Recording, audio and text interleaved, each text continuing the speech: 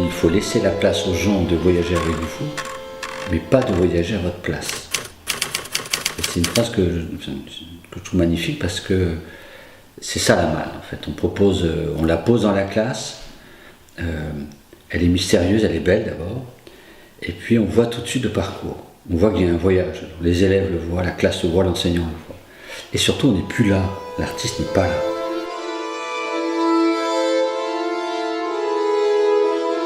En fait, il m'a été proposé en fin d'année dernière, donc en juin.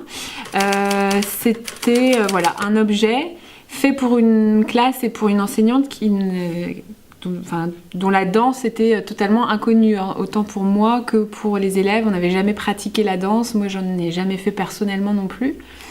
Puis on a commencé. Vous me dites hein, si c'est à vous. Dès qu'on peut se passer la feuille, on la fait.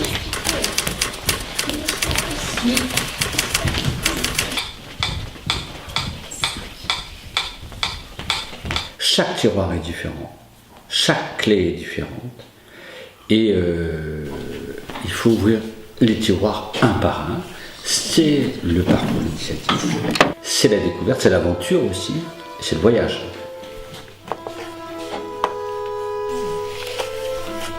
Les symboles. Ouais. Onduler, sauter, doigt, tirer, rapide. C'est quoi, Alexandra? Effectivement, il y a les signes. Ça veut dire prendre et lancer. Onduler. Accent, bras, Sauter. Cherche et propose plusieurs formes de mouvements différents pour chaque papier signe.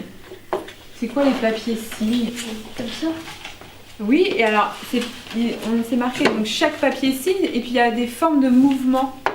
Les cartes, en fait, ça représente quelque chose. Vous trouvez le bon sens. Ça représente quelque chose. Oui, Alexandra. C'est les significations des symboles. C'est la oui, c'est ça.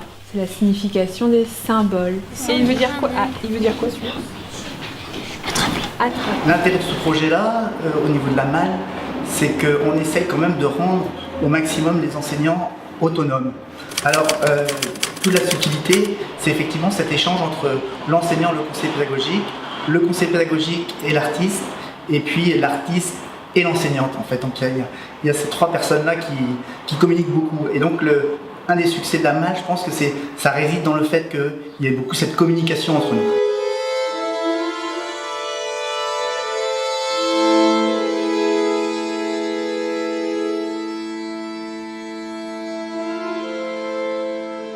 On va penser au mouvement de son corps. On va juste penser à comment le corps bouge là-dedans, comment il circule. Et vous allez essayer de sentir comment vous allez pouvoir transformer à votre façon telle ou telle proposition. Donc on a dit l'énergie, on a dit le temps et on a dit La geste. l'espace du geste. Okay, on va parler de deux espaces, c'est tout bête. Le petit espace et le grand espace, tout petit. Le même geste le plus grand possible. Voilà. Le plus lent possible, ce geste-là.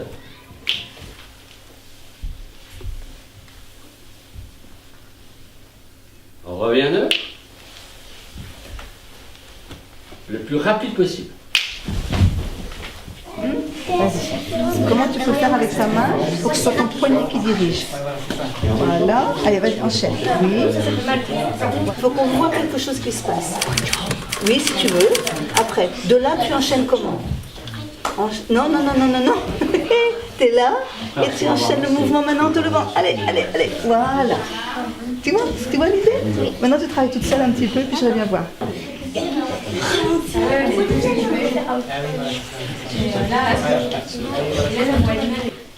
Sans mettre tes épaules. Oui. Maintenant, on recommence. Attrape, sans mettre tes épaules. Et regarde mes mains là-haut. Voilà, on commence. Voilà. Maintenant, tu peux te hisser sur tes bouts de pied si tu veux. Attrape. Hop, voilà. Et la tête. Vas-y, toute seule.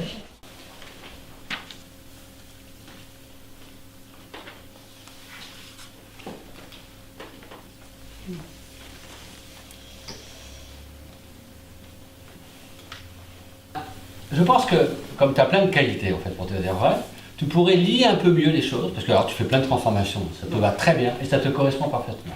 Tu pourrais lier un peu les phrases entre elles, mais surtout, tu penses beaucoup à ce que tu fais avec tes jambes, avec tes bras, et pas beaucoup avec tes pieds.